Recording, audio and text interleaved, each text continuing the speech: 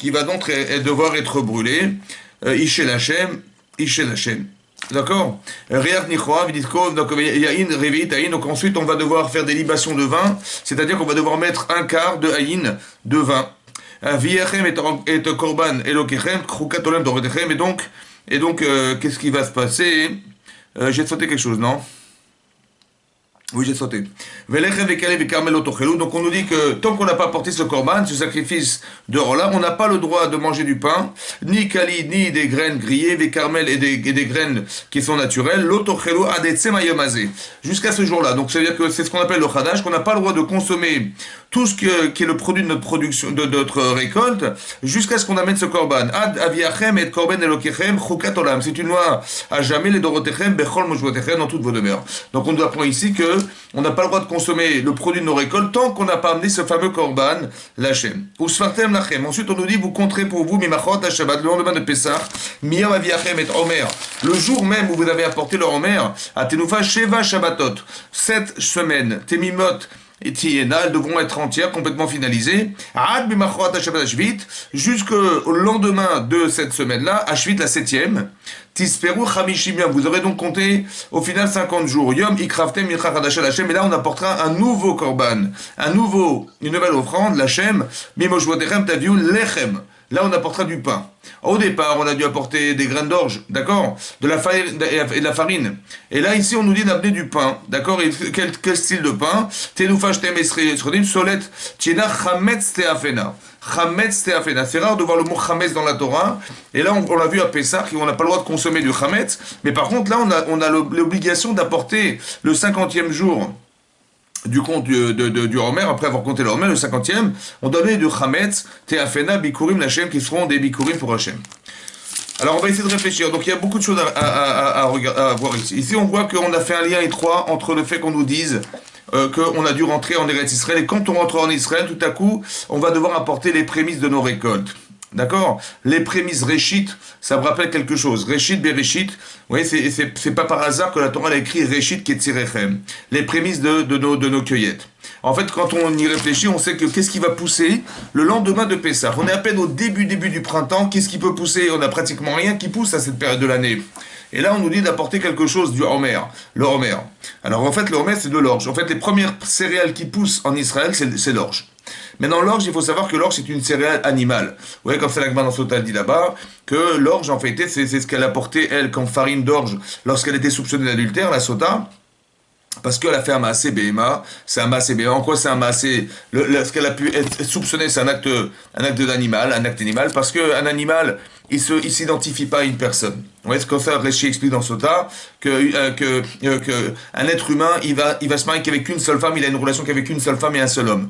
Et elle a été voir ailleurs. Donc elle a fait, comme font les animaux, il s'identifie pas à un seul féminin ou un seul masculin, et c'est en ça qu'il est animal, l'acte qu'elle a fait. Et donc elle va apporter à une farine, qui est une farine animale. La farine animale, c'est l'orge. Et là, on voit bizarrement qu'on nous demande d'amener de l'orge. Bizarrement. En part ça, le fait qu'on nous apporte, on doit apporter du Homer. Le Homer, ça rappelle aussi l'idée que quand on était dans le désert, vous vous rappelez, quand on est dans le désert, on a dû manger de la manne. Miraculeusement, on a mangé de la manne. Mais c'est marqué là-bas, Homer la goulgolette. La mesure de manne qu'on a pu avoir, qui pleuvait du ciel miraculeusement dans le désert, c'est Homer la goulgolette. De nouveau, on retrouve ce mot Homer, qui est une mesure, en fait, par personne. On a dû recevoir par personne pendant 40 ans, chaque jour, dans toutes ces années, on a reçu Homer la goulgolette, une fameuse part de manne qui s'appelle Homer. Le même terme qu'on retrouve ici, oui, dans le Homer qu'on doit porter nous-mêmes en Eretz Israël, au Beth Amikdash chez le Kohen, le même Homer, ce même Homer-là, on le retrouve, ce terme-là, on le retrouve effectivement dans la manne. Alors, a priori, il y a un lien logique entre les deux. On verra dans les Midrashim qu'effectivement, il y a des liens qui sont faits. Ensuite, c'est marqué ici il y a marqué que dans la paracha qu'on n'avait pas le droit de consommer quoi que ce soit avant d'avoir apporté ce fameux korban. Le korban de Hola, il fallait l'apporter. Sinon, on n'avait pas le droit de consommer ce qui était le produit de notre travail. Il fallait pas manger. Je sais pas pourquoi il fallait pas manger. Il faut comprendre en quoi c'est lié à ça. Ensuite, c'est marqué Usfartem Lachem. Après, on nous demande de compter.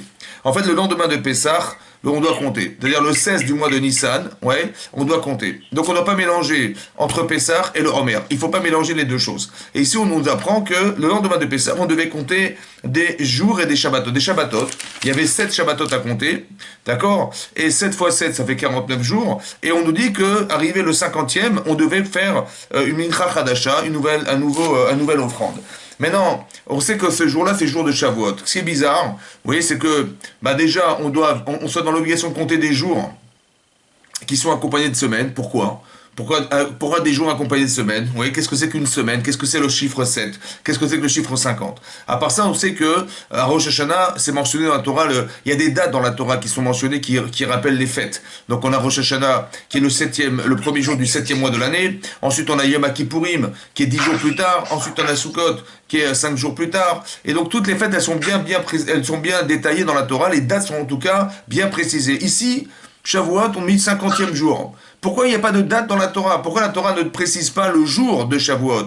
On dit 50e jour. Pourquoi 50? Dis-moi, voilà, le tel jour, voilà, ça sera Shavuot, le jour où tu amèneras ta Mincha Hadasha. Pourquoi Shavuot a un rapport qui n'est pas indépendant? Il a un rapport étroit avec le compte du Homer qui correspond au début de Pessah. Pourquoi il n'y a pas une date précise le jour de Shavuot? Voilà, c'est quoi ce chiffre 50? Alors, en fait, il faut savoir d'abord que le Minchat Trenour, il pose une kushia. Le Minchat Trenour pose une question, et il demande, il dit, mais pourquoi le jour du Homer, le fameux jour du Homer, le jour où on apporte cette offrande d'Hachem, pourquoi ce jour-là, il n'a pas été fait, organisé, puisqu'on est dit au Beth Amikdash, on amène le Korban Pessah, et ben amène le Korban Pessah le 15 du mois de Nissan, et le jour même, tu apportes le Homer. Voilà pourquoi tu vas t'incommoder à amener le Korban Pessah, et le lendemain, tu vas devoir amener ton fameux Homer. Pourquoi le lendemain? Pourquoi il fallait pas pouvoir faire le jour même? Alors, évidemment qu'on n'est pas là pour donner des raisons qui vont justifier les mitzvot, on est là pour comprendre. Parce que c'est clair que la Torah, bien sûr que les mitzvot nous dépassent, bien entendu que le Ta'am, on l'a pas, mais seulement l'Onitnan Torah et la Letzarev et Tabériot, on sait que la Torah a été donnée pour affiner les personnes. Donc on va essayer de s'affiner. Ouais, comme ça, il y a beaucoup de fois où on voit des taramim. Le Rambam, il ramène des raisons dans la Tkiat Shofar. C'est pour secouer le cœur des gens. On voit que la Souka, c'est pour savoir que la Shekhinah réside. La Matzah, parce que l'Oispik Batskam Lachmitz. Donc on voit que les Haramim, ils ont donné des raisons qui vont justifier les mitzvot. Évidemment, elles ne sont jamais subordonnées à ce qui est écrit, évidemment. Seulement, il faut savoir que, pour que nous, on puisse s'affiner, on apprend des choses des mitzvot. Et là, qu'est-ce qu'on peut apprendre du fait que on soit obligé de compter le Homer, et le Homer va devoir démarrer le lendemain de Pessah et pas le jour de Pessah. Alors comment on veut dire, le Rav Chaim Friedlander, il explique qu'en fait il faut pas mélanger deux choses.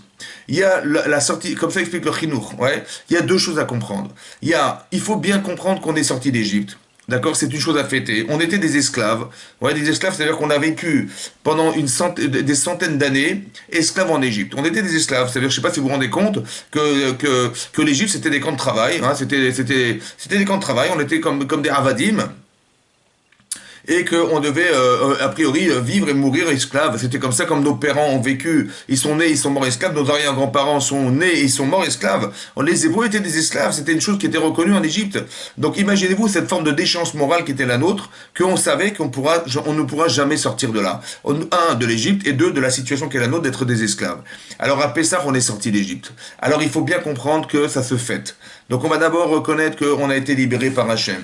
Pas seulement libéré physiquement. La sortie d'Égypte n'est pas seulement qui était pour objectif de nous libérer de l'esclavage, pas seulement ça. L'objectif profond en vérité, comme ça c'est marqué dans la paracha de Shemot, que lorsqu'Hachem il s'adresse à Moshe Rabbeinu pour la première fois, il lui dit voilà, vous allez sortir d'Égypte et vous allez amener un korban, Béar Elohim, sur la montagne d'Hachem, sur le mont Sinaï, à Chorev. Et ça, c'était l'objectif final de la sortie d'Égypte. Ça veut dire que Hachem nous a pas simplement sorti d'Égypte pour nous libérer physiquement, ouais, mais aussi sûrement pour qu'on puisse recevoir la Torah. C'était l'objectif final.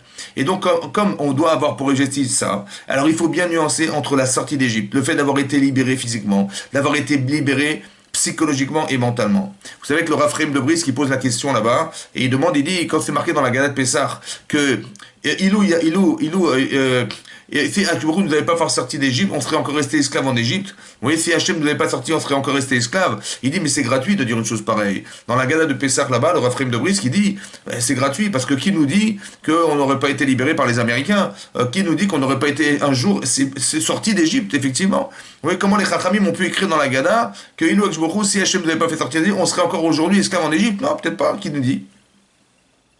Alors il explique qu'en vérité, l'essence, c'est pas ça. C'est qu'en vérité, si on n'avait pas été sorti d'Égypte, ouais, ça veut dire quoi? Ça veut dire que peut-être qu'on aurait été être libéré physiquement d'Égypte. Peut-être les Américains seraient venus un jour, ils auraient trouvé intolérable et insupportable de voir des Hébreux esclaves en Égypte, ils auraient dit on va les libérer, on va les sortir. Seulement, on serait sorti physiquement d'Égypte.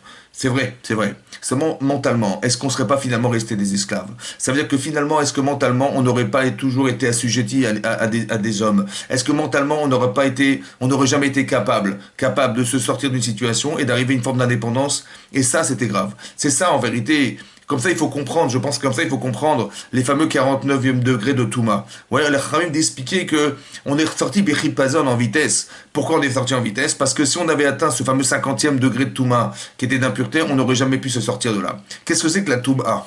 Qu'est-ce qu'on appelle la Touma? C'est quoi la Touma là-bas? De quoi il s'agit? On connaît la Touma, non? La Touma, c'est quelqu'un qui touche un mort, quelqu'un qui rentre dans un espace où il y a un mort, quelqu'un qui touche un reptile mort, et il devient tamé, ok. Quelqu'un qui dort, il devient tamé, ok.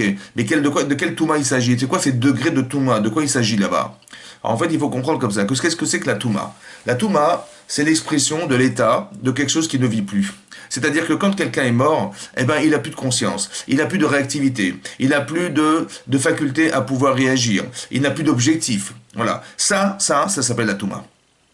Ce que la Torah appelle de la Touma, c'est quelque chose comme quelqu'un qui faute. Ouais, c'est marqué dans le Midrash Rabbah, c'est marqué que Rabbi Rish Lakish, il a dit au nom de Kadosh Baruch Hu, il a dit que quand Paro il s'est entêté à vouloir conserver les d'Israël esclaves en Égypte, il a dit Atametame tatzmecha, tu te rends impur, ani mosif lecha tumal tumatra. Je te rajouterai de l'impureté sur ton impureté. De quoi il s'agit? Ben, il s'agit simplement du fait que quand Hachem il a envoyé Moshe Aaron pour dire à Paro de libérer les d'Israël, Paro il s'est entêté.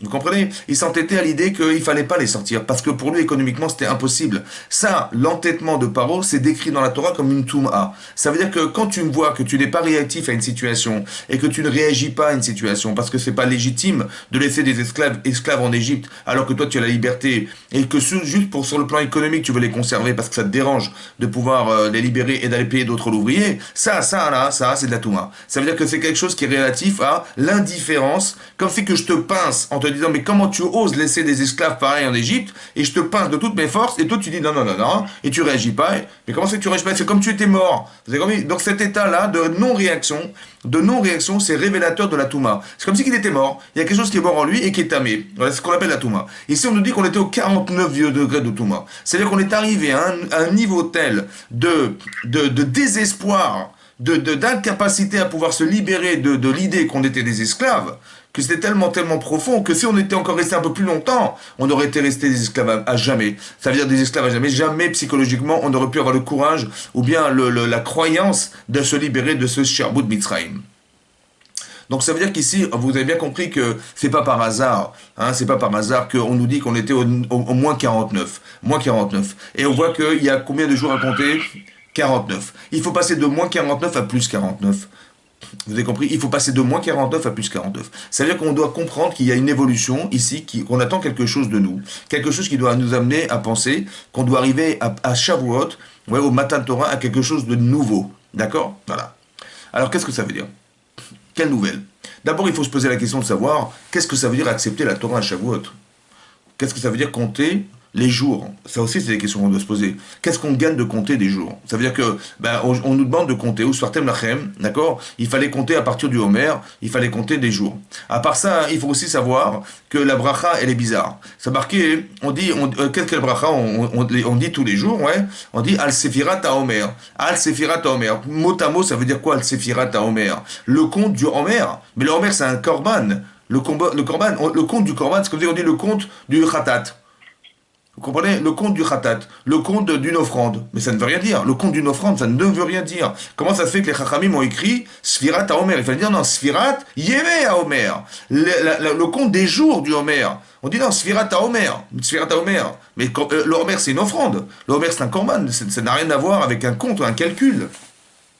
Pourquoi les Chachamim n'ont pas été plus précis dans la bracha? Comme si qu'il y avait quelque chose à comprendre dans le fait qu'on compte quelque chose qui a lien avec le Homer et pas avec les jours. Qu'est-ce que ça veut dire? Voilà. À part ça, c'est marqué Reshit Ketzirechem. Reshit, c'est quoi le Reshit? Ben, c'est le commencement. D'accord? Mais en hébreu, Reshit, on ne dit pas Reshit, on dit Barishona. Ouais. Mais cette question, elle est posée par les Chazal dans le Sefer Bereshit. C'est marqué Bereshit bara Elokim et Hashamayim et Haaretz. Pourquoi c'est marqué Bereshit bara... Non, Barishona. Au départ, au commencement, Barishona, Hachem a créé le ciel et la terre. C'est quoi Bereshit? En fait, Rachid expliquait que Reshit, c'est Reshit Darko. Ça veut dire que c'est quoi Reshit Darko? Rachid expliquait que Reshit, la dracha qu'on en fait, c'est que les prémices de son chemin d'Hachem, c'est la Torah. C'est ça le chemin d'Hachem. C'est ça qui est marqué dans le Midrash Rabbah, que Hachem istakel bedoraita, Hachem il a regardé dans la Torah, et Baralma il a créé le monde à partir de la Torah. Donc le derer, la manière dont il a eu de créer le monde, était à partir de la Torah. Ça c'est le Darko, c'est ça Hachem, c'est la Torah. Et Reshit Tevuato, les prémices de sa récolte, c'est le clan d'Israël. Bereshit, c'est pour le Reshit qu'Hachem il a créé le monde. D'accord? C'est quoi le Reshit? C'est pour la Torah qu'Hachem a créé le monde, et c'est pour le clan d'Israël que tout ce que vous voyez depuis la création du monde n'a de sens que parce que la Torah devait exister et le clan Israël devait exister. On a même conditionné carrément la création du monde. On a mis un tnaï, c'est-à-dire une condition pour que le monde soit monde, si et seulement si. Yom Hashishi, le fameux Yom Hashishi, le sixième jour, le c'est le 5, les 5 livres de la Torah, et Shishi, c'est le 6 Sivan. Si Israël accepte la Torah le 6 Sivan, Moutav, ça veut dire que le monde continuera, sinon Chosal et Toubavou. C'était tellement important pour Hachem de nous sortir d'Égypte et qu'on puisse accepter la Torah que c'était ça la condition de la création et de la continuité de la création du monde. D'accord? Maintenant, ça veut dire qu'Hachem, il a créé le monde, Bereshit. Mais on voit que Reshit, c'est aussi Reshit. Reshit Ketzirechem. C'est bizarre. C'est quoi Reshit Ketzirechem? Aussi, c'est un Reshit, le Reshit Ketzirechem. C'est quoi la différence entre le Bereshit de la création du monde et le Reshit qui est le nôtre, en fait? Reshit. En fait, la différence, elle est comme ça. Jusqu'à présent, tout était vécu Benes. C'est-à-dire, je vous explique. Là-bas, on dit dans Baruch She'amar, avant de dire Baruch She'amar, on répète 26 fois qu'il est Olam Chazdo. D'accord? Shabbat, on dit Baruch She'amar, et avant, on dit qu'il est Olam Chazdo 26 fois. L'Agma dans Psachim, dans Arvé Psachim, à la fin de la Masechet, Psachim a dit là-bas que pourquoi on s'est répété 26 fois? Parce qu'il y a eu 26 générations entre la création du monde et le don de la Torah. Et donc à chaque fois on dit qu'il est Chazdo, pourquoi? Parce qu'il y a le malé Torah. S'il n'y avait pas eu la Torah, Chukot Shamei Varetz Vosamti. Ouais, comme ça c'est marqué dans Ishaïou que si il n'y avait pas eu la Torah n'avait pas existé, le monde, c'est-à-dire les lois du ciel et de la terre, les règles de la nature n'ont jamais été existantes. Ça veut dire qu'il ne pouvait pas y avoir de monde sans Torah. Or il y a eu un monde sans Torah. Alors là, on a marre d'expliquer que ça, c'est le chesed d'Hachem. C'est qu'il est Olam Chazdo. Maintenant, c'est différent. Ça veut dire quoi, c'est différent? Que dorénavant, il y a un autre Réchit. Il faut bien comprendre, attention. Il y a un autre Réchit. Il y a le Réchit d'Hachem. La création du monde, Hachem, Bereshit, il a créé tout Bechesed. Mais il a créé Bechesed, mais avant de nous sortir d'Égypte, il a fait des miracles incroyables. Il a fait des miracles extraordinaires. Ça veut dire que on a vu, de nos yeux vus, le Nil devenir du sang. On a vu de nos yeux vus des grenouilles envahir l'Égypte. On a vu de nos yeux vus les poux qui envahissaient l'Égypte. Nous, on n'avait rien du tout. Il ne se passait rien chez nous. Les bêtes féroces, les poux, les sauterelles, tous, la lèpre. C'est un virus, la lèpre, n'est-ce pas? Eh ben, nous, on n'était pas touchés par la lèpre. Mais c'était impossible. Vous comprenez? C'est miraculeux. On ne peut pas renier que c'était Akadosh Baruch Hu, c'est impossible. Même les Khartoumé Paro, les fameux sorciers, ont dit Ezba Elokimi. Quand ils ont vu les poux, ils ont dit on est incapable de chercher ce pareil, c'est divin ce qui se passe. Et donc on a vu qu'Hachem il s'est révélé de façon miraculeuse. Le Nes, ça c'est Pessah. Ça veut dire que nous, on a constaté qu'Hachem il existe. Alors tu sais ce qui va se passer? Dorénavant, tu vas vivre autre chose. Maintenant qu'on t'a démontré que Dieu existe, avant tu pouvais nier que Dieu existait. Mais maintenant, tu ne peux pas nier que Dieu existe. Pourquoi? Parce que tu as eu tellement de choses à Pessah que impossible de nier que Dieu existe. C'est impossible. Alors, qu'est-ce qui va se passer? Mais Dieu, il s'est révélé de façon révélée. C'est-à-dire qu'il t'a montré que tu ne pouvais pas contester sa réalité. Impossible. Alors, on va vivre autre chose. On va vivre maintenant, ça c'était le Réchit d'Hachem. On va vivre le tien maintenant. Le Réchit Ketzirechem. C'est quoi le Réchit Ketzirechem? C'est comme ça. Tu vas travailler la terre. Dis le Midrash Rabbah. Dit le Midrash Rabbah dans Vaikra sur cette paracha-là, il dit là-bas que tu te rends pas compte en vérité, mais quoi, toi, quand tu laboures, après le soir tu vas dormir. Mais Hachem, il continue, Hachem, parce qu'il fait que ça pousse, il fait qu'il pleuve, il fait qu'il y ait du soleil dans la journée. Mais sans ça, tu pourrais pas imaginer pouvoir récolter le produit de ton travail. Donc toi, quand tu dors, il se passe quelque chose. Tu sais ce qu'il te demande, Hachem? Il te demande, écoute, voilà, moi je t'ai nourri avec le homer de la manne, je t'ai donné du homer, moi aussi je t'ai donné du homer. Mais pendant combien de jours? Tous les jours. Pour combien de personnes? Toute ta famille. Et combien de temps? Toutes les années, 40 ans. écoute mon chéri, je te demande une chose, amène-moi le Homer le premier jour de ta récolte. Un seul jour, je me suffis avec. D'accord? Ça veut dire que Hachem, il attend de nous quelque chose. Il attend le fameux Homer. Il nous a donné du Homer. Le Homer de la manne, il nous l'a donné, ça. Mais c'était miraculeux. Aujourd'hui, je veux plus de miracle. Je veux qu'il y ait une autre dimension, une autre ère, la tienne. C'est toi le Réchit dorénavant. Le Bereshit, c'est toi le Bereshit. Tu vas m'amener ton Réchit. Mais comment tu vas révéler ça? Bah, t'as deux façons de faire. Soit tu dis, bah, tu vois, j'ai bien travaillé cette année et on a bien récolté Baruch Hashem. Ou je dis, non, tout ça, ça vient d'Hachem. Mais comment je le sais que tu penses comme ça? Parce que tu vas m'amener ton Réchit à toi. Le Réchit Homer, le Réchit de Homer. Ça veut dire qu'il faut comprendre que dans le Homer, il y a quelque chose de fondamental et qui va révolutionner en vérité notre façon de concevoir le monde. C'est que dorénavant, tu vas plus penser que ce qui existe est l'objet de la nature. Tu vas comprendre que le nez qu'on t'a dévoilé un jour en te sortant d'Égypte, tu vas comprendre que derrière ce que tu vois, il y a quelqu'un. Et maintenant que tu le sais, alors tu vas comprendre que la nature est aussi un nez. Comment tu vas le prouver? Parce que tu vas voir que quand tu vas récolter tes premières récoltes, tu vas les apporter à Kadosh Baruch Hu en reconnaissant que c'est un nez, la nature. On n'est plus maintenant dans la faculté à vivre avec quelque chose qui est de l'ordre de l'extraordinaire, mais de comprendre que tout ce que tu dois vivre au quotidien, c'est un nez. Lequel? Celui qu'Hachem, tu dois toi révéler. C'est ça le Réchit. Rétzit Ketzirechem. Comment tu vas le démontrer? Parce que ton travail, il est démonstrateur qu'Hachem existe. C'est la raison pour laquelle peut-être on amène le Homer, c'est du Séor. C'est quoi les séorim? Les séorim, ce sont des graines d'orge. Les graines d'orge, c'est des graines animales. Pourquoi? Parce qu'en vérité, il faut d'abord, au départ, savoir que tu es construit avec un corps et une neshama. D'accord? Tu as des réactions corporelles et tu as des réactions spirituelles. Très important, vous entendiez que ici, quand on te demande d'apporter ton Homer, c'est quelque chose qui répond au gouffre. C'est-à-dire que ton corps ressente qu'il est redevable. C'est un sentiment corporel que tu ressens. C'est pour ça qu'Hachem, il va se contenter d'un seul, et il va se contenter de séorim, c'est-à-dire d'orge, qui est la nourriture animale, la partie animale qui compose ton corps. Cette partie-là, je la veux. Donc ça veut dire que le démarrage, c'est ça. D'abord, on va nourrir son corps, et après, on va essayer de nourrir autre chose, qui est sa neshama. Alors, il va y avoir un compte, le compte du Homer.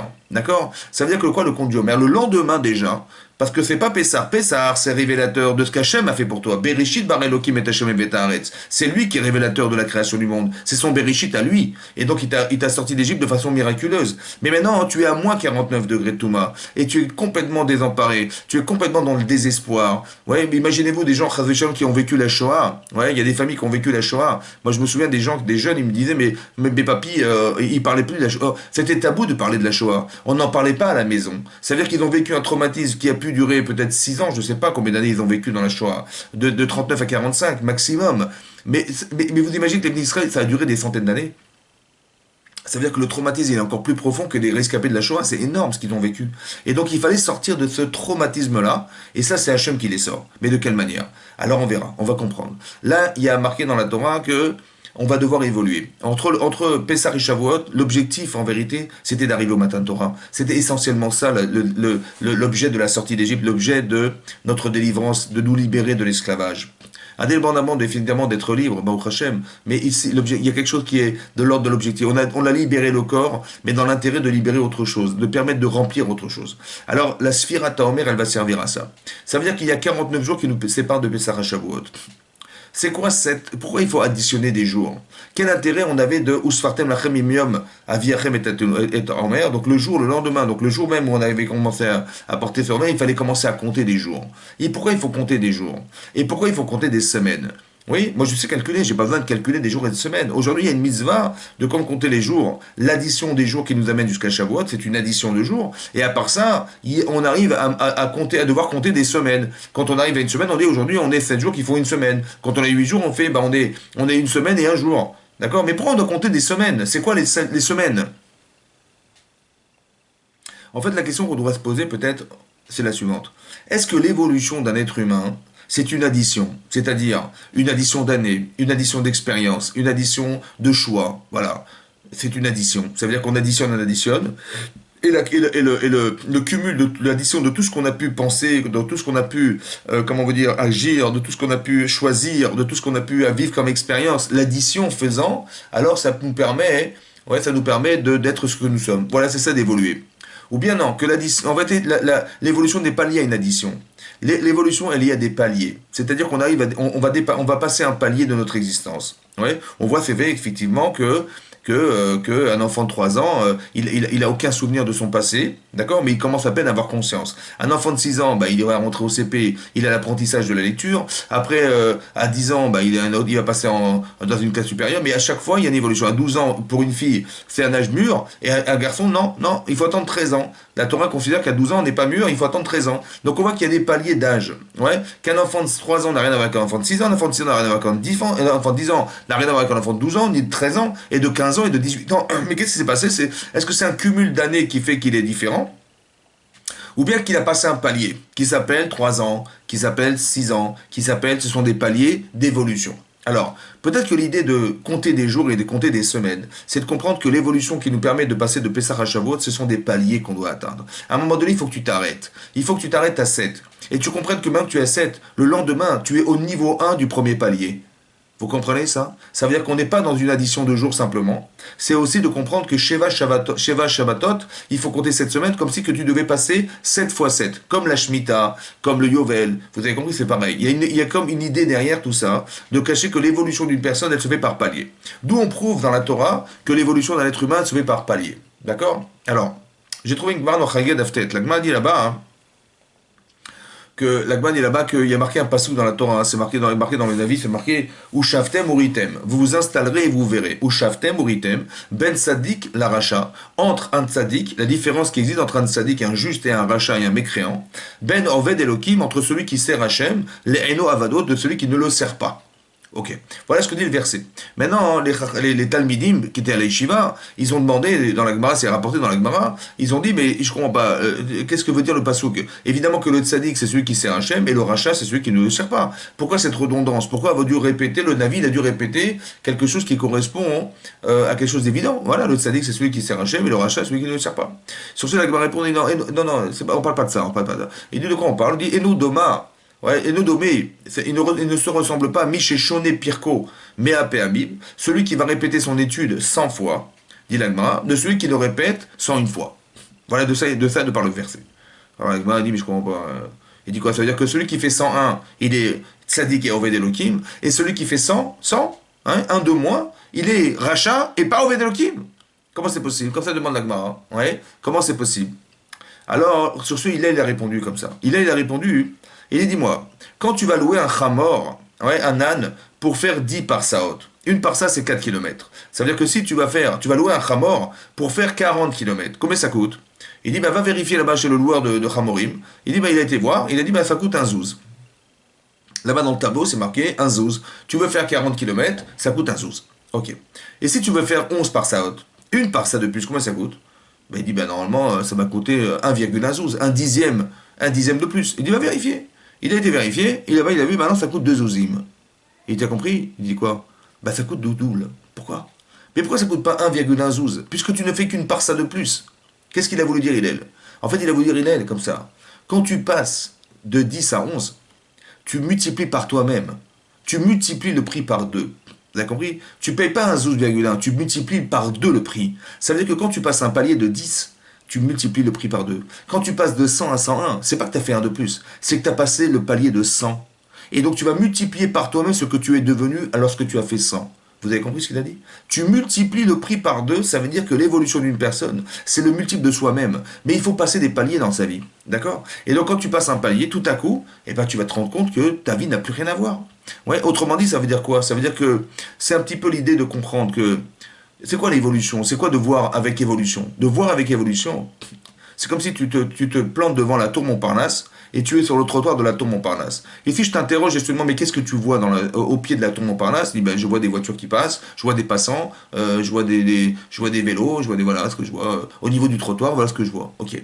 Ben, monte au premier étage. Je dis, ben, au premier étage, ah oui, c'est vrai, effectivement, j'ai une vision un peu plus large. Bon. Et qu'est-ce que tu vois? Et qu'est-ce que tu vois au 49e étage de la tour Montparnasse? Et tu dis, bah, 49e étage, voilà, j'ai une vue panoramique, là je vois Paris, mais c'est d'une splendeur extraordinaire. J'ai une panoramique extraordinaire, donc j'ai une vision profonde et une vision large. Vous comprenez? Je vois beaucoup plus de choses parce que l'étendue du décor, il est beaucoup plus grand. Je suis même capable de voir des millions de personnes. Je suis même capable de voir des centaines de bâtiments et je suis capable de voir très loin parce qu'il n'y a rien qui fait écran entre l'endroit où je me trouve et le bout de Paris. Je vois tout, d'accord? Ça veut dire que plus tu t'élèves, plus tu élargis ton éventail. Plus tu t'élèves et plus tu vois profondément loin. Vous comprenez?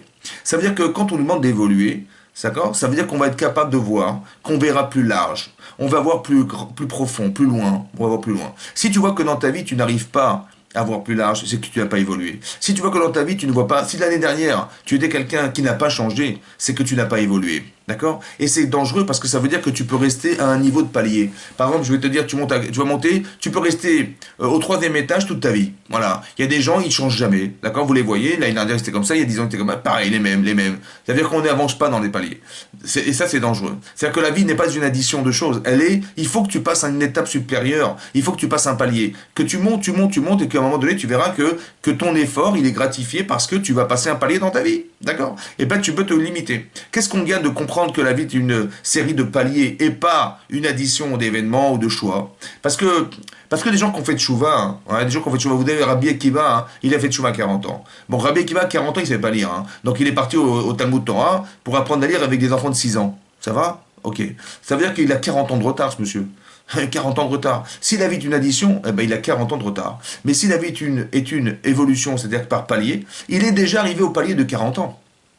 Ça veut dire qu'il est déjà quelqu'un d'érudit dans n'importe quel domaine, il est structuré mentalement, il a des émotions, il a des expériences. Donc quand on va lui enseigner au Talmud Torah ce qu'un enfant il va comprendre en 2 heures, lui il va comprendre en 5 secondes. Quand on va commencer à approfondir les sujets, pourquoi c'est comme ça? Parce que effectivement, dans sa vie extérieure, il a passé des paliers dans sa vie. Donc le Rabbi Akiva, il va passer 50 sa vie étudier avec une grande atmada, il va atteindre un niveau qui n'a rien à voir avec quelqu'un qui aurait étudié à l'Yeshiva à l'âge de 13 ans, qui n'a rien à voir. Pourquoi c'est différent? Parce que il a passé des paliers d'expérience. C'est quelqu'un qui a fait des engagements, qui s'est engagé dans sa vie. Sa femme, elle a été déshéritée par son père, et ils ont vécu dans la paille. Ils ont fait des choix, il est parti de 12 ans à la yeshiva, et est retourné encore 12 ans à la yeshiva. Ils ont fait des sacrifices, vous comprenez? Mais ça, de faire un sacrifice, c'est de dépasser sa personne. C'est-à-dire que quand on dit de s'élever, c'est qu'il s'élève, il devient quelqu'un d'autre. Et ça, c'est important de comprendre qu'on va nous demander de Pessah à Shavuot de nous élever. Mais ça va démarrer de quelque chose qui s'appelle le Homer. Il faut qu'au départ tu comprennes que tout ce que tu as reçu toute cette année, ça vient d'Hachem. Donc tu démarres le Homer. On va faire le compte du Homer. Ça veut dire que, en fait, vous allez comprendre que le compte du Homer, c'est pas simplement de compter des jours, c'est de compter à partir du Homer. Vous savez qu'il existe une marloquette à poskim de savoir, est-ce que la Sphirata Homer, c'est une mitzvah qui nous incombe tous les jours de compter? Ou bien la Sphirata Homer, non, c'est le décompte de 49 jours. C'est-à-dire que tant que tu n'as pas compté 49 jours, tu n'as pas fait la mitzvah. Est-ce que la mitzvah, elle se concentre dans un compte qui dure 49 jours? Ou bien que tous les jours, tu vas faire l'Omer, et donc tous les jours, tu as une mitzvah de faire la bracha et de faire la mitzvah. Ok? Mais non, on sait bien que on est possède comme les deux. C'est-à-dire que dans le doute, eh ben, si quelqu'un il a raté la veille, il va continuer malgré tout, parce que c'est possible que la mitzvah, elle soit de compter tous les jours, mais il ne fera pas la bracha, parce que ça fait que brachot laquelle, puisque c'est une discussion à poskim décisionnaire, de savoir est-ce qu'on fait la mitzvah ou pas, alors on va te dire que dans ce cas-là, ouais, on va te dire qu'il n'y aura pas de mitzvah. D'accord? Ok. Mais donc, tu pourras pas dire la bracha. Mais pourquoi, c'est quoi cette marloquette? Ben, la marloquette, peut-être l'idée, c'est d'expliquer que les deux sont vrais. C'est-à-dire que tu vas compter jour après jour, c'est vrai, c'est vrai. Mais il faut que tu saches que tout ça n'est qu'un ensemble. L'ensemble, c'est quoi l'ensemble? C'est le démarrage de quoi? Du Réchit Ketzirechem, le compte du Homer. C'est-à-dire que tout va démarrer du Homer. Mais c'est un ensemble, Homer. C'est pas les jours du Homer que tu vas compter, c'est le Homer. C'est-à-dire que ça va démarrer à partir du moment où tu as compris que dans ta vie, tout ce que tu as reçu, ça ne vient que d'Hachem. Eh ben, tu peux dire que non. Tu dis, attendez, j'ai quand même travaillé, j'ai quand même labouré, j'ai quand même semé, oh, je suis pas fou, j'ai quand même travaillé. C'est vrai, c'est vrai. Mais le résultat, c'est qui? Le résultat de tout ça, c'est qui? Il faut que tu aies laImouna, que tout ça, c'était Hachem. Et donc tu vas démarrer en reconnaissant que c'était Hachem. C'est ça la Sphirata Homer. La Sphirata Homer, le compte du Homer, c'est pas le compte des jours du Homer, c'est le compte du Homer. C'est-à-dire que ça va démarrer l'Homer. Que tout ça c'est qu'un ensemble qui va te permettre d'arriver à Shavuot. Et qui va te permettre d'arriver à Shavuot pour que tu... Excusez-moi, il reste moins d'une minute parce qu'on a une version limitée de Zoom, juste pour prévenir tout le monde. Alors comment ça se passe? Ça coupe tout seul. Là dans moins d'une minute. Alors on peut reprendre après. On peut reprendre après. C'est possible ou pas? Parce que j'ai pas terminé. Je sais pas. Ouais, Ravel Baz, on peut continuer ou pas? J'entends pas, j'entends pas. Mettez votre micro avec base. Ça dépend de l'administrateur. Qu'est-ce qu'on est capable de faire? Qu'est-ce qu'on peut faire? Qu'est-ce qu'on a une Non, possibilité? parce qu'il y a une possibilité, c'est de refaire le code et de reprendre la vidéo. Donc, Voilà. combien de temps? Ah bah, 40 minutes. 40 minutes. Après. Ouais, non, tout de suite après, on reclique sur le lien. Ouais. Voilà. Eh ben, voilà. Alors, bah- on termine. On se remet, on se reconnecte et on termine le cours. Voilà, bah si vous voulez, on fait maintenant. Vous voulez faire maintenant? Bon. Allez, on y va. Allez, on quitte et on repart. Allez. Ah ouais.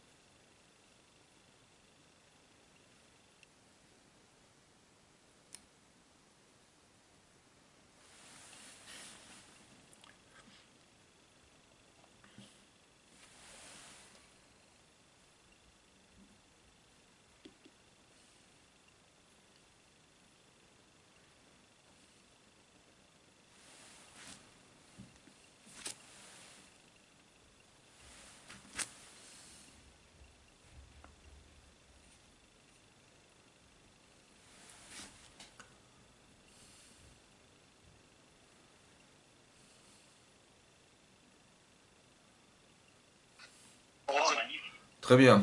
Donc on se retrouve, voilà.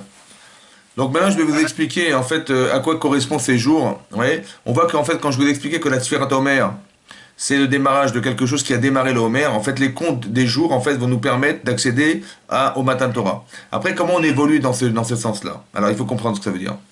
Vous êtes avec moi? Vous êtes tous avec moi ou pas encore? Moi je suis là, c'est le plus important. Je crois pas. Ah si vous êtes là on peut continuer alors. Par contre je vois personne là. La Hein. moitié. Ah. Je renvoie un texto. Ah d'accord.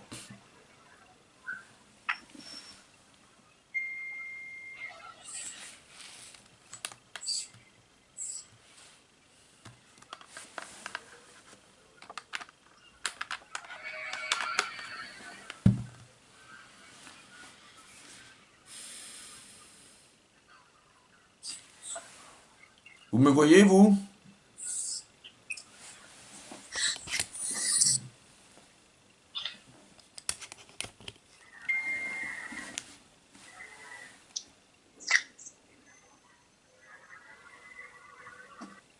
Qu'est-ce qu'on fait Ravel Baz?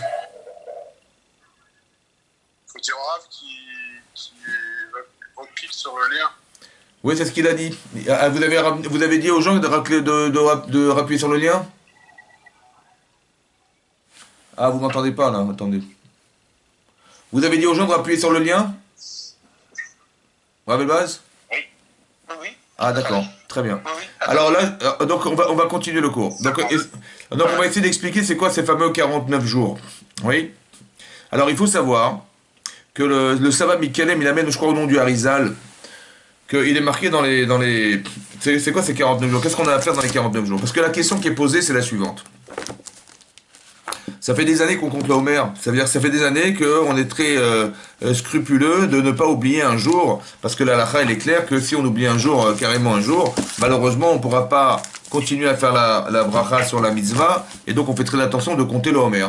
Et donc, ça fait 20 ans, 30 ans, 40 ans qu'on compte le Homer et on est très scrupuleux de jamais rater un jour. C'est comme ça qu'on fait, d'accord?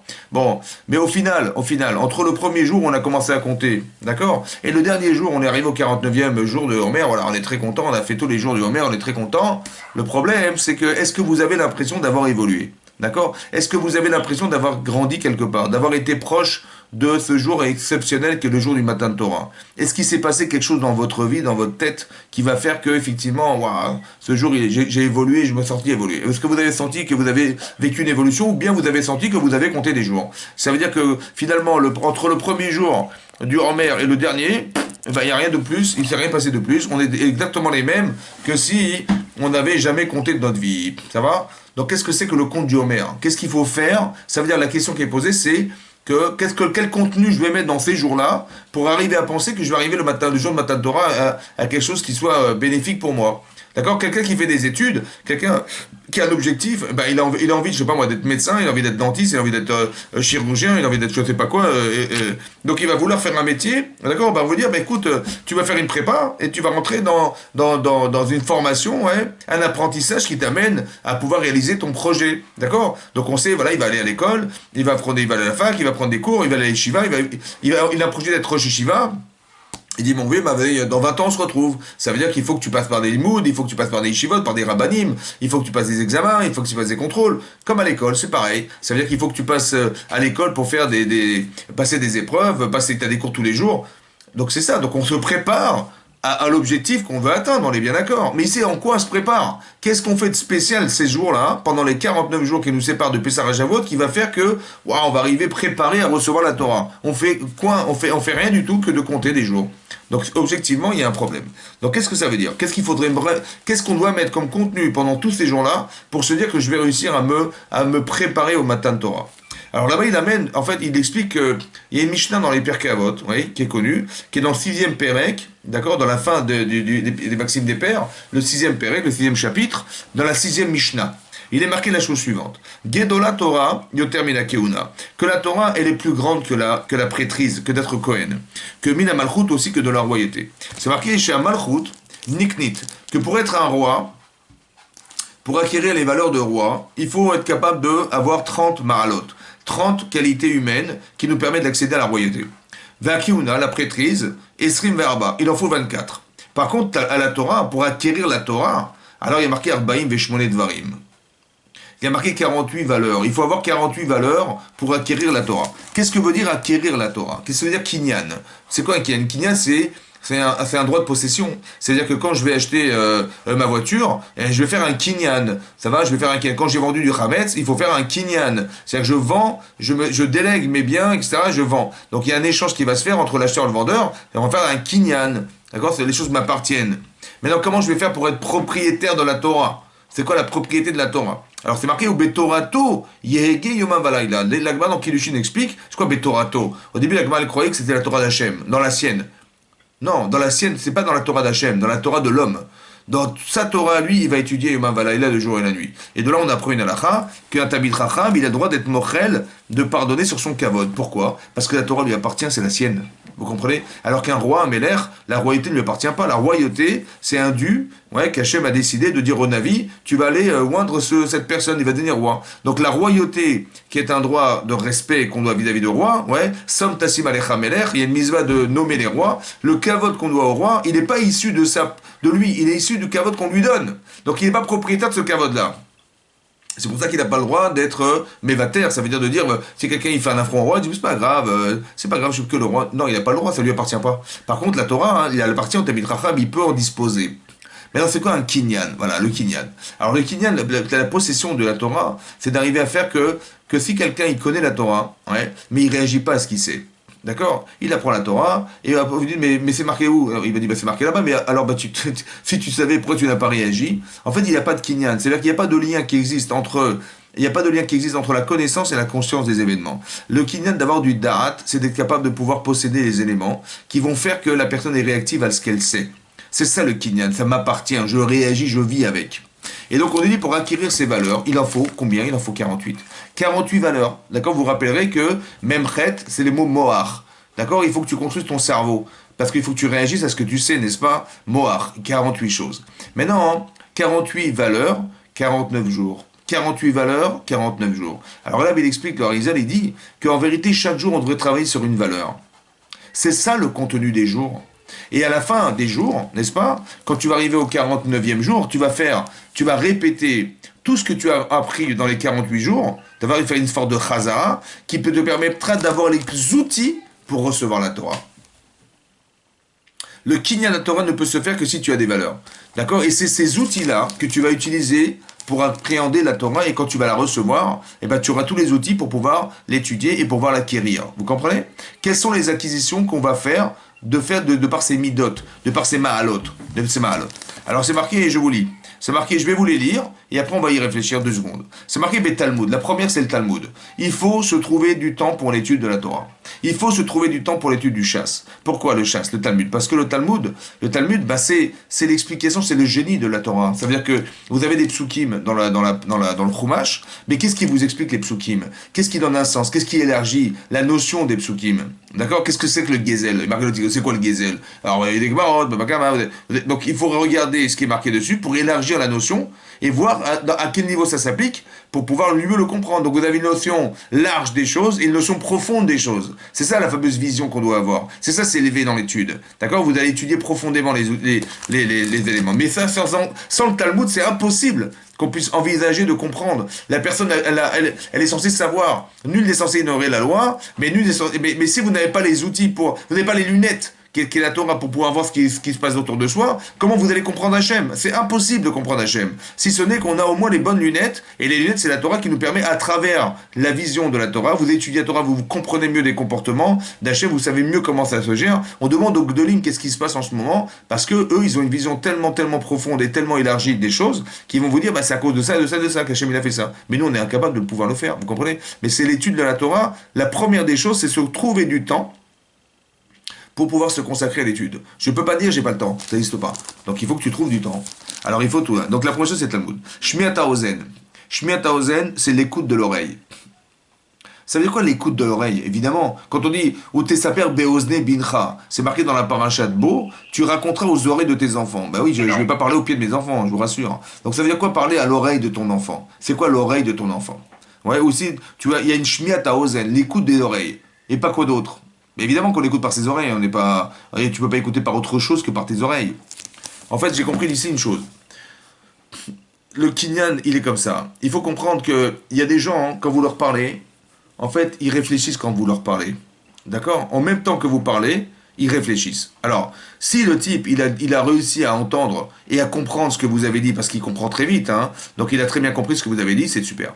Mais des fois, malheureusement, on fait des quiproquos, on fait des hors-sujets. Ça veut dire que quand on était à l'école, vous vous rappelez, on était à l'école, le professeur nous disait, voilà, je vais vous poser un problème, voilà, il y a une énigme derrière, alors mais attention, hein, relisez 3 fois l'énoncé. Ça va? Quand on venait de faire un contrôle, une dissertation, on te dit, lisez le sujet 3-4 fois. Ça va? Pourquoi? Bah parce que des fois il m'est arrivé de lire, d'accord? Et j'ai fait l'interrogation, et j'ai fait la rédaction, et il m'a dit mais c'était complètement hors sujet. C'était pas le sujet. J'ai pas compris, mais j'ai fait ce qu'il fallait faire. J'ai dit mais t'as bien lu ce qui a marqué? Le problème, c'est que j'ai réfléchi quand j'ai lu. J'ai réfléchi quand j'ai lu. Et j'ai cru que ce que j'avais lu, en fait, ce que j'avais compris, ce que j'avais lu, c'est ce qui était marqué. En fait, c'était pas ça. Il faut relire 3 fois. Mais ça veut dire quoi, relire 3 fois? Il faut te taire. Tu te tais dans ta tête. Tu ne réfléchis pas. Tu écoutes ce qui est marqué. Tu comprends? Tu écoutes ce qui est marqué. Et tu vas répéter 3 fois ce qui est marqué. Et quand tu vas l'écouter 3 fois, tu t'es assuré d'avoir bien entendu ce qui est marqué. Le danger, c'est de réfléchir en écoutant. Que lorsque vous réfléchissez en écoutant, vous risquez de mal comprendre parce que tout ce que vous entendez n'est que l'objet de votre interprétation intellectuelle. Mais est-ce que c'est ça qu'il a dit? Tu vas étudier Rashi, tu vas étudier Agmara, ouais? Mais si tu réfléchis en écoutant, tu risques de dire dans Rashi quelque chose qui n'est pas marqué. Parce que tu réfléchis. On te dit non. D'abord, écoute ce qu'il t'a dit. T'as bien entendu ce qu'il a dit Rachid, t'as bien entendu la Gemara, ce qu'elle a dit, t'as bien entendu. Alors là, tu peux réfléchir. Il faut Shmiata Ozen. C'est l'évidence des choses. Ça veut dire que Shmiata Ozen, c'est qu'on devrait s'éduquer normalement à devoir entendre, apprendre à écouter les gens, apprendre à écouter autour de soi. Et à partir du moment où tu as écouté, tu es sûr d'avoir bien entendu, là, tu as une base de réflexion qui est logique et qui est objective. Mais si tu réfléchis en même temps que tu écoutes, qui te dit que ce qu'il a dit, c'est ça qu'il a dit? Peut-être tu l'as compris comme ça, c'est ta façon à toi d'interpréter ce qu'il a dit. C'est peut-être pas ce qu'il a dit. Vous comprenez ou pas? Donc, pour être sûr que ce que tu entends, c'est exactement ce qui a été dit, alors tu te tais. C'est-à-dire tu te tais, c'est ça la shtika, peut-être le silence, c'est de te taire et d'apprendre à entendre ce qui est dit. Et après tu peux parler, et après tu peux réfléchir. Mais avant, non, c'est pas possible. Shmiata Ozen, ça fait partie des ma'alot qu'on doit avoir pour avoir une acquisition dans la Torah. Après c'est marqué Shmiata Ozen. Après c'est marqué Arichat Sfataim. Arichat Sfataim, ça veut dire dresser ses lèvres. C'est quoi Arichat Sfataim, dresser ses lèvres? Alors, on explique là-bas que Arichat Sfataim, c'est de pouvoir dresser, ça veut dire que quand vous ouvrez le Shulchan Aruch, Aruch, c'est dresser. La table, elle est dressée, elle est bien ordonnée, le Shulchan Aruch, il y a des titres dans chaque sujet, il y a des simanim, des signes qui vont pouvoir aller de retrouver, il y a des seifim, etc., c'est bien ordonné. Ça veut dire que Arichat Sfataim, c'est l'ordonnance de tes lèvres. C'est-à-dire que tout ce que tu vas dire, c'est l'expression de ce que tu penses. Donc il faut au départ, oui, au départ, il faut que tu sois capable d'ordonner ta pensée. Il faut que quand tu parles, les gens comprennent ce que tu vas dire. Ça va? Donc il faut qu'il y ait un plan, il faut qu'il y ait il faut qu'il y ait un fil conducteur, il faut qu'il y ait une logique derrière. D'accord? C'est ça Richat Sfataim. Ça veut dire que tu vas coordonner ta pensée, que tu vas exprimer en tant qu'orateur. Parce qu'il y a celui qui va t'entendre, il faut qu'il écoute, donc il a vraiment écouté. Mais c'est toi qui va expliquer, il ne faut pas que ce soit brouillon. Il ne faut pas qu'on dise, écoutez, il a parlé, j'ai rien compris. Il est parti de ça, ça, ça. On n'a rien compris ce qu'il a dit. Pourquoi? Parce qu'il n'a pas été marir sfatav. Il n'a pas ordonné ses lèvres. On n'a pas compris que ce qu'il a dit, ça avait un sens. Parce que ça n'a pas été coordonné au départ. Alors on te demande une chose, que pour celui qui doit entendre, il doit se taire, il doit écouter. Celui qui doit dire, le communicant, il doit être capable d'ordonner sa pensée. Pour que quand on entend ce qu'il dit, on a dit, bah ouais, c'était clair. Il a dit ça, il a posé cette question, il a répondu ça. Il y avait une coordination dans la pensée qui nous permet à nous de suivre un fil conducteur parce que il est parti de là, il est arrivé là. Donc Arichat Sfataim, ça fait partie des qualités humaines qu'on doit avoir pour pouvoir apprendre la Torah. On s'est marqué Bina Talev. Bina Talev. Alors la Bina, on sait qu'il y a la Chochma, il y a la Bina et le Da'at. La Chochma, c'est la connaissance. La connaissance, ça veut dire que c'est la bibliothèque. Voilà, c'est tu apprends, c'est la chorma. Après, la bina, c'est de séparer les livres. Et là, t'as un Rashba, là, t'as un Ritva, là, t'as un Chasse, là, t'as une Mishnah Berurah. C'est la différence entre les livres. La différence qui existe entre A, B, C et D. Tu as des connaissances, la bina, c'est la nuance. La bina, c'est la différence. Ça, c'est la bina. Et la da'at, c'est le lien que tu crées entre toi et la connaissance. Maintenant, c'est marqué bina talev. Bina, c'est intellectuel, et lev, c'est émotionnel. Comment tu peux mêler l'intellect avec l'émotionnel? C'est dangereux ça. Parce que quand tu réfléchis avec ton cœur, tu risques de faire n'importe quoi, d'accord? Parce que tu sais que la passion est plus forte que la raison, et tu risques de faire n'importe quoi. C'est quoi Bina Talev? Il faut absolument pouvoir conjuguer les deux, c'est-à-dire d'être capable de pouvoir penser en ressentant des choses. Alors un exemple que je vous donne, un exemple. Voilà, Bina Talev, un exemple. C'est marqué dans l'Agma dans Sota, là-bas c'est marqué que quand Paro il a décrété que tous les enfants qui allaient naître, n'est-ce pas, les garçons qui naîtraient, on les jetterait dans le Nil. Voilà, ça a été décrété, d'accord? Maintenant que ça a été décrété, ouais, alors qu'est-ce qu'on fait? Alors, Amram, qui était le Gadolador, Amram, comme ça dit l'Agma, Gadoladoraya. Gadolador, ça veut dire que c'était le grand de la génération, c'était le plus grand rave de la génération. Ça veut dire qu'il était le plus chacham de tous, et le plus ma'amin de tous. Il avait la plus belle croyance, et il avait la plus belle chorma de tous. C'était le chacham. Voilà, c'était lui le Gadolador. Gadolador. C'est comme vous dites, Raphaël Kanievski, voilà, c'est lui Gadolador. Maintenant, Gadolador, qu'est-ce qu'il a décidé? Il a dit, voilà, on va divorcer. Il dit à sa femme, on divorce. Il dit, pourquoi? Il dit, bah attends, je suis quand même un père responsable. Hein, je suis un père responsable. Donc, et si demain, tu tombes enceinte, et que dans le doute, ce soit un garçon, et qu'on soit obligé de jeter l'enfant dans le Nil, j'ai pas envie d'être un criminel, je suis désolé, je veux pas être un criminel. D'accord? Donc, je peux pas. À part ça, hein, de te faire subir une souffrance pareille, que tu vas porter un enfant pendant 9 mois, et qu'en final, dans le doute, ça soit un garçon, et qu'on le jette dans le Nil, écoute, je peux pas. J'ai pas envie, je pense qu'à la Torah, elle pense pas qu'il faille absolument être des criminels potentiels, autant que de proposer à sa femme d'une souffrance aussi horrible, que de prendre son enfant et de le jeter au Nil. Donc, il vaut mieux qu'on n'ait pas d'enfant, on divorce. Et la Gemara dit qu'ils ont divorcé, et tout le monde a suivi. Tous les gens ont suivi, ils ont tous divorcé. Sa fille, Myriam, elle vient, elle a 8 ans, elle dit à son père, papa, tu fais pire que Paro. Il dit, pourquoi? Ben parce que Paro, il tue les garçons, mais pas les filles. Mais toi, en te privant d'avoir des enfants, tu te prives d'avoir des filles. Les filles, elles veulent vivre et tu peux pas. Okay. Et même si Paro, il prend les garçons, il les jette au Nil. Ok, mais ils vont mourir, mais ils vont aller au Gan Eden. Ils vont aller au Gan Eden, d'accord? Et toi, en te privant d'avoir des enfants, tu les prives, ces garçons, du Gan Eden. Donc tu fais pire que Paro. Les filles, elles veulent vivre, elles peuvent pas. Et les garçons qui veulent au Gan Eden, ils peuvent pas. Alors tu fais pire que lui. Il dit, bah oui, tu as raison. Elle a eu raison. Et donc il a réépousé sa femme. C'est marqué Ish, Vaekar, Ish mi Bet Levi. Il a épousé un homme de la famille de Lévi et de Bat Lévi. Et ils ont eu Moshe Rabbeinu. Voilà. Maintenant, j'ai juste pas compris un truc. Amram, c'est le Gadolador. Ça veut dire que sur le plan intellectuel, c'est le meilleur. Sur le plan de la Emouna, c'est le meilleur. D'accord? Qu'est-ce qu'il a pu faire que sa fille, elle a réussi à le convaincre d'une chose qu'il n'a jamais pensé, quoi? On peut pas dire qu'intellectuellement, il était faible. C'est pas possible. On peut pas dire que sur le plan de la Emouna, il était faible. C'est pas possible. Donc qu'est-ce qu'elle avait de plus, elle, que lui n'avait pas? Voilà. Pour faire qu'elle était elle a remis en cause son père, et que parce qu'elle a remis en cause son père et qu'il a été capable de l'entendre, il a réépousé sa femme. Elle avait raison. La Gemara dit qu'il a embrassé la tête de sa fille et il a réépousé sa femme. Mais qu'est-ce qu'elle a pu avoir de plus que lui? Puisqu'il était Gadolador, un Gadolador, le plus grand de la génération. C'est impossible qu'on trouve mieux que ça, ça n'existe pas. Comment ça se fait elle a pu remettre en cause sa décision? Et il a tout changé, il a dit t'as raison, il a changé. D'accord? Alors peut-être l'idée c'est comme ça. En fait la différence elle est comme ça. Myriam c'est une enfant. Myriam c'est une enfant, ça veut dire comme ça. Elle a dit mais mon père, je mets mon père en face de moi et je mets Paro en face de moi. Et je vois. Et Paro il me dit bah toi tu peux vivre, ma fille. Et mon père il dit non je suis désolé, tu peux pas vivre. Ça c'est parce que je suis une fille, hein. Mais si j'étais un garçon, mon père il a décidé que je ne vive pas. Et Paro il me dit bah écoute je te tue et je t'envoie au Gan Eden. Ça veut dire qu'on devrait faire attention. Bina Talev, c'est pas seulement d'être des intellectuels, c'est d'avoir la bina et le lève, le cœur, de ne jamais oublier tous les paramètres. Parce que dans le raisonnement qu'on a tenu, il y avait lui et il y avait sa femme. En tant que père responsable et en tant que père de famille, évidemment que je ne veux pas être un criminel dans le doute. Et comme en tant que mari, je ne veux pas que ma femme elle subisse une souffrance pareille, qu'au bout de 9 mois, on prend son fils et on le jette dans le Nil.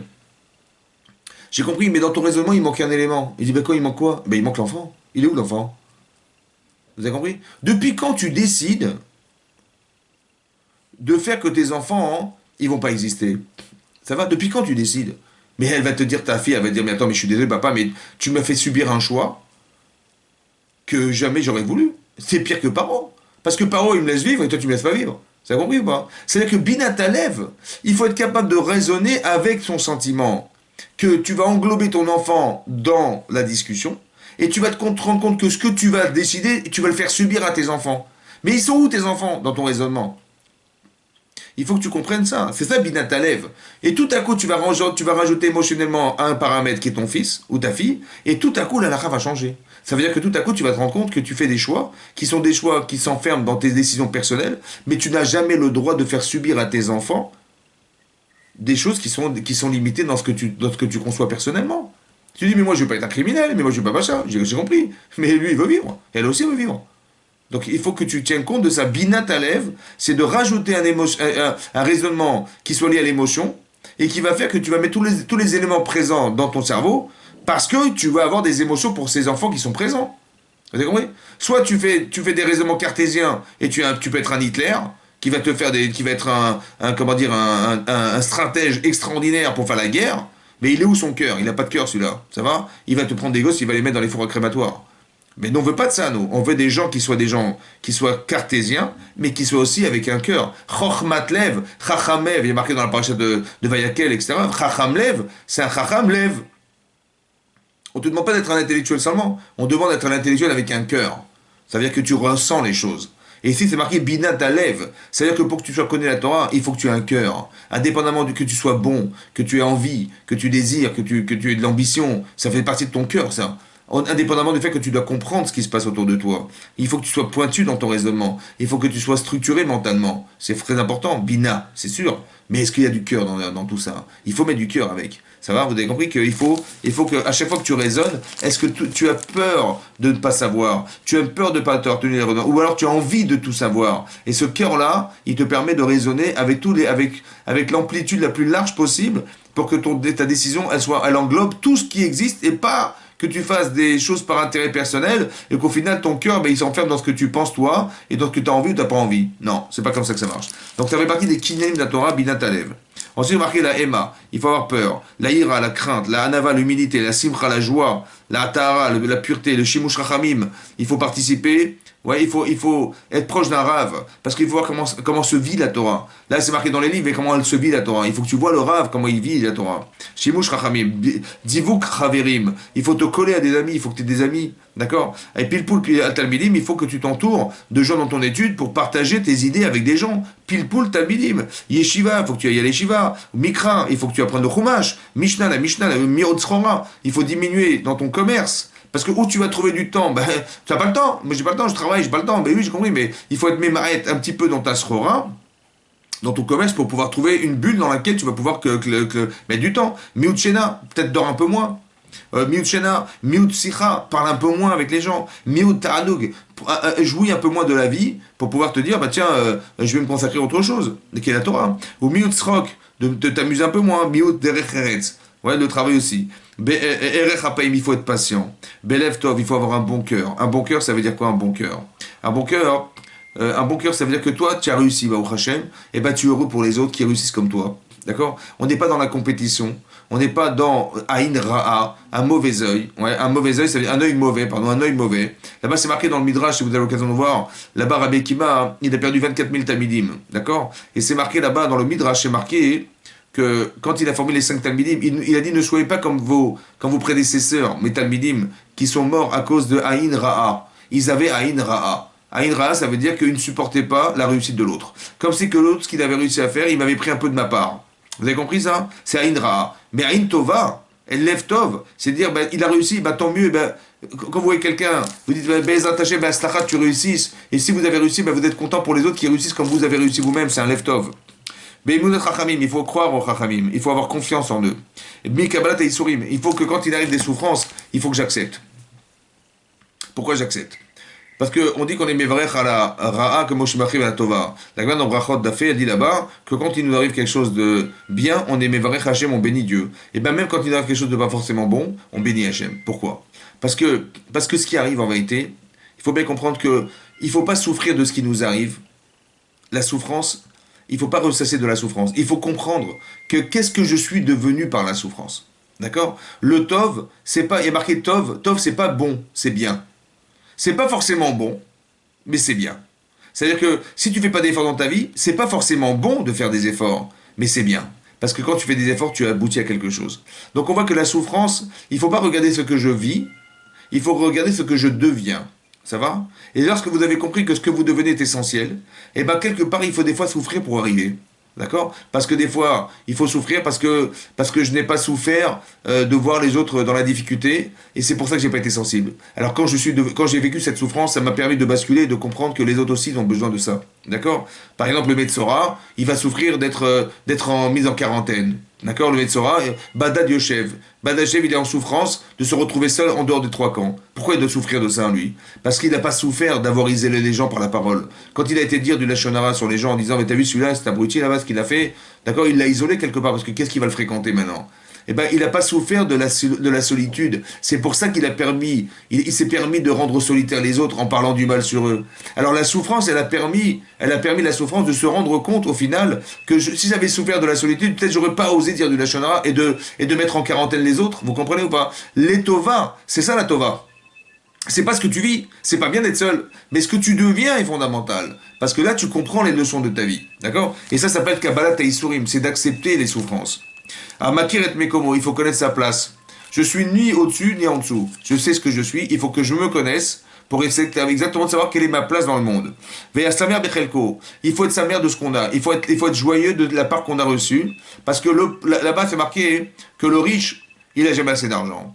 Donc il n'est pas assez riche, donc il est pauvre. Le pauvre, il n'a pas de moyens, donc il est pauvre. Alors qui c'est qui est riche alors? Celui qui a de l'argent, il n'en a jamais assez, donc il est pauvre. Celui qui est pauvre, il n'a pas d'argent, donc il est pauvre. Alors c'est qui est riche? Ben, celui qui est riche, c'est celui qui sait que ce qu'il a reçu, ça lui suffit. D'accord? Sa mère, Bechelko, il se contente de ce qu'il a. Il n'a ni besoin de plus, ni besoin de moins. Il est sa mère, et donc il est riche. C'est ça le riche. Il faut mettre des limites dans ses paroles. Il ne faut jamais dire, ouais, c'est grâce à moi, c'est grâce à moi. Non. En vérité, si tu as réussi, ben, c'est grâce à Dieu. D'accord, Aouv, il faut être aimé par les gens. On t'a pas demandé d'aimer, on t'a demandé d'être aimé. C'est-à-dire que si tu es aimé, c'est sûr que tu aimes. Mais si tu aimes, peut-être que tu aimes par intérêt, peut-être que tu es hypocrite, que tu aimes soi-disant les gens, mais en vérité, tu t'aimes toi-même. Non, quand est-ce que je sais que j'aime? C'est quand je suis aimé. Donc la Mishnah dit clairement, Aouv, comme on dit dans les Shema Brachot, on dit, Samer te samach, réjouis, tu réjouiras Hachem, Re'im a Aouvim. Mais non, Re'im a Oavim, des amoureux. Il fallait dire à Oavim, pourquoi à Aouvim? Pourquoi marquer des gens qui sont aimés? Pourquoi aimer? Parce que si tu es aimé par ta femme, c'est sûr que tu l'aimes. Si tu es aimé par ton mari, c'est sûr que tu l'aimes. Mais si des fois tu crois que tu l'aimes, en vérité tu t'aimes. Donc il faut pas aimer, parce que tu sais pas ce que veut dire aimer. Peut-être que si tu es aimé, c'est que tu aimes, c'est sûr que tu aimes. Aouf, il faut être Aouf. Oev et Abakam, il faut aimer Hachem. Oev et Abiriot, il faut aimer les créatures. Oev et c'est la côte, il faut aimer la charité. Oev et Amisharim, il faut aimer les choses droites, les gens droits. Oev et Tochachot, il faut aimer être reproché. Parce que tu sais que quand tu t'es reproché, une fois que tu as fait tes chouvas dans ta vie, tu as compris qu'en te faisant reproche, eh ben, tu t'améliores. Tu te débarrasses de la saleté qui te compose. Alors quand on te le dit, alors accepte-le, c'est pas grave, accepte-le. Oev et Tochachot, il faut aimer les reproches. Il n'y a que de cette manière qu'on se débarrasse de ce qui est sale sur soi. Il faut s'éloigner au possible du kavod.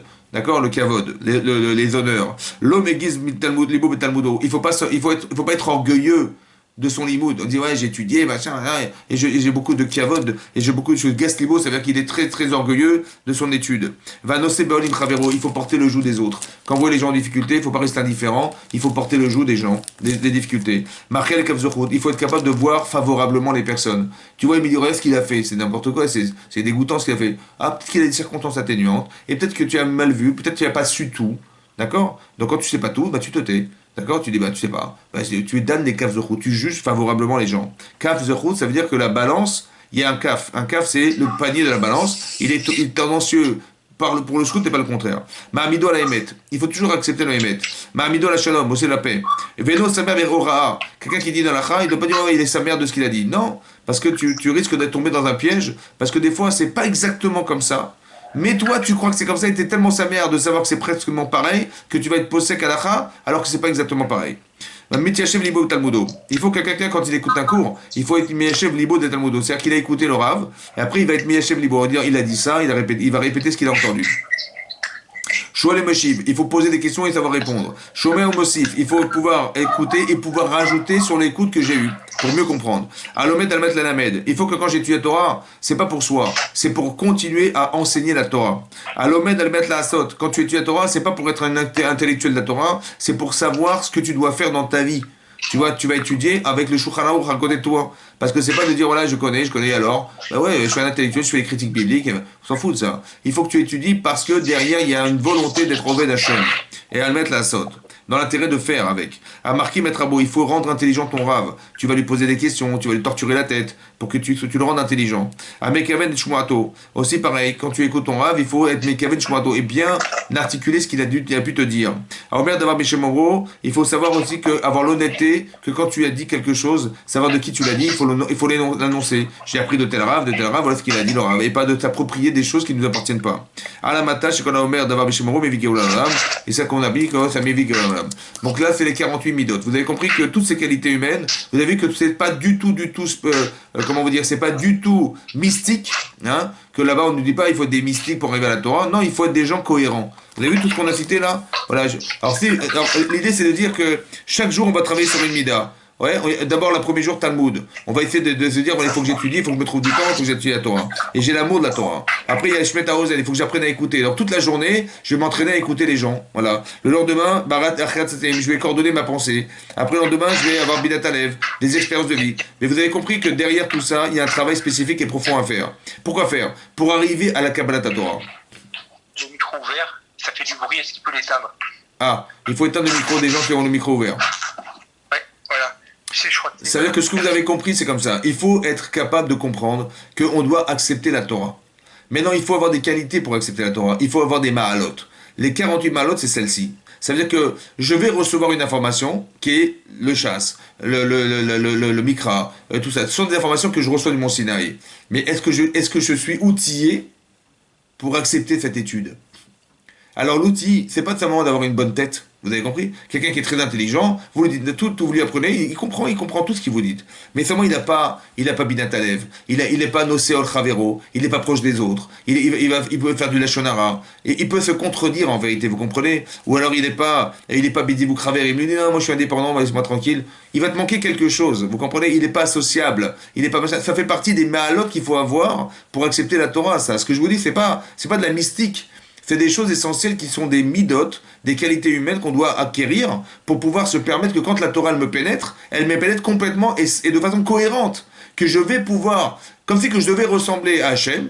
Est-ce que Hachem, c'est quoi? Ben c'est ça.